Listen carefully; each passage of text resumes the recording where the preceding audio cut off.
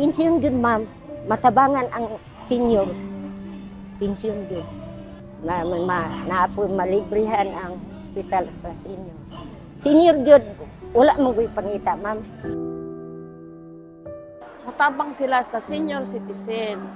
Ug ilabi na namo sa amuang lokal nga makaluluoy ko kaayo kay sige ra kong kapangayo og nakapangayo ko sa DSWD, nakapangayo po ko dito sa Dumaguete.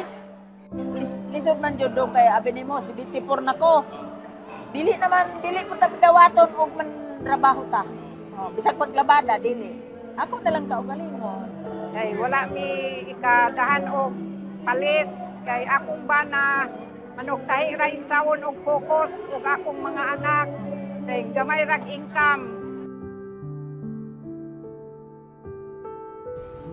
Ako ganing bana ma'am, nga hospital. Kuan, kargado siyang sugar ba do? Kuan, ako ayaw ko nabayad sa San Carlos ma'am.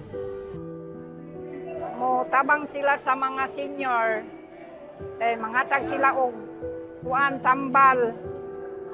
Kay ang kulang namo diri tambal ug kanang amo ang pagkaon kay pobre mi intawon. Puro kami may maintenance. Pero Ang asawa ko tatlong maintenance, diabetic o mataas ang kolesterol. Ako hypertension, tatlo ang gamot ko. prangkang pagka-istorya ako gikan ba ako hospital.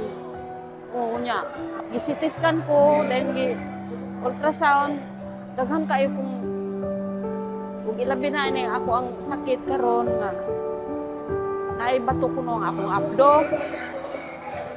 Ang akong abdo naay bato. Nya paoperahan kuno ko. Nya mo nang mag-ampo ra ko sa Ginoo nga. Ati gayon ra nang giingon ni congressman nga naay hospital nga makatukod diri sa hospital kuan sa senior citizen.